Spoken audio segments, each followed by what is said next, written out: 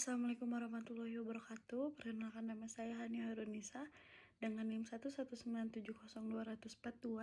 Di sini saya akan mempresentasikan dengan judul berbagai penyakit pada sistem imun. Yang pertama ada sistem imun. Apa itu sistem imun?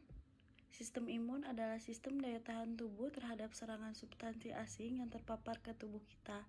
Substansi asing tersebut bisa berasal dari luar maupun dalam tubuh sendiri. Contoh substansi asing yang berasal dari luar tubuh yaitu eksogen, misalnya bakteri, virus, parasit, jamur, debu, dan serbuk sari. Gangguan pada sistem imun dapat berupa imunodefisiensi, penyakit autoimun, penyakit inflamasi, dan kanker.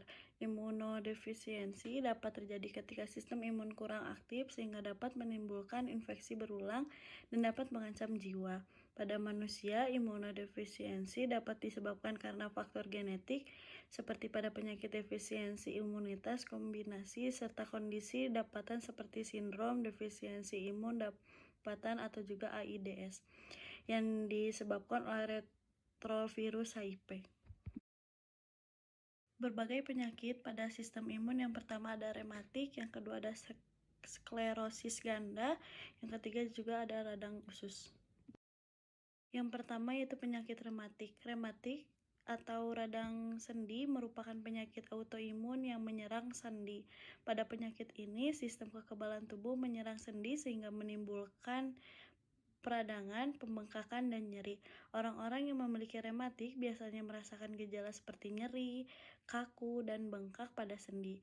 Gejala-gejala ini dapat mengurangi rentang gerak tubuh. Jika tidak diobati, rematik dapat menyebabkan kerusakan sendi permanen secara bertahap. Pengobatan untuk penyakit rematik ini biasanya berfokus untuk menurunkan dan menghilangkan peradangan yang terjadi. Meski begitu, penyakit ini tidak dapat disembuhkan secara total. Obat-obatan yang dapat diberikan kepada pengidap rematik antara lain yaitu obat anti radang golongan non-steroid, obat anti radang golongan steroid, vitamin dan suplemen lainnya. Selain obat-obatan perawatan lain mungkin diresepkan untuk penyakit rematik, termasuk latihan khusus, terapi fisik, terapi panas, dan dingin. Kedua ada penyakit sklerosis ganda. Sklerosis ganda atau juga multiple sclerosis merupakan jenis penyakit autoimun yang menyerang lapisan pelindung sel saraf. Hal ini dapat menimbulkan kerusakan saraf yang mempengaruhi otak dan sumsum tulang belakang. Orang dengan sklerosis ganda dapat menunjukkan gejala berupa kebutaan, koordinasi tubuh yang memburuk, kelumpuhan, otot menegang, mati rasa, dan lemah. Gejalanya bisa bervariasi karena lokasi dan tingkat serangannya berbeda-beda antar individu. Untuk penyakit ini belum ada obat khusus, namun terdapat sejumlah perawatan yang dapat membantu mengendalikan gejala.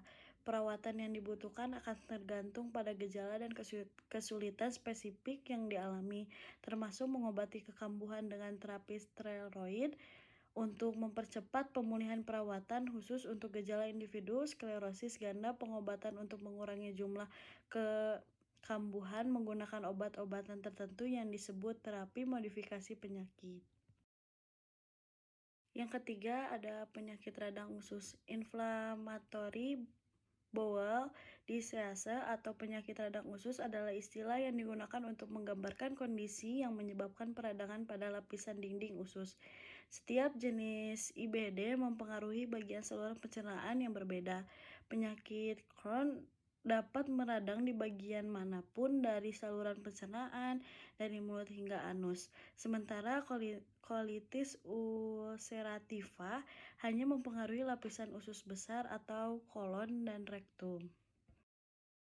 Penyakit ini diduga terjadi akibat kombinasi kerentanan genetik, paparan lingkungan, dan gangguan sistem kekebalan tubuh. Sistem kekebalan tubuh idealnya berfungsi melawan infeksi bakteri atau virus.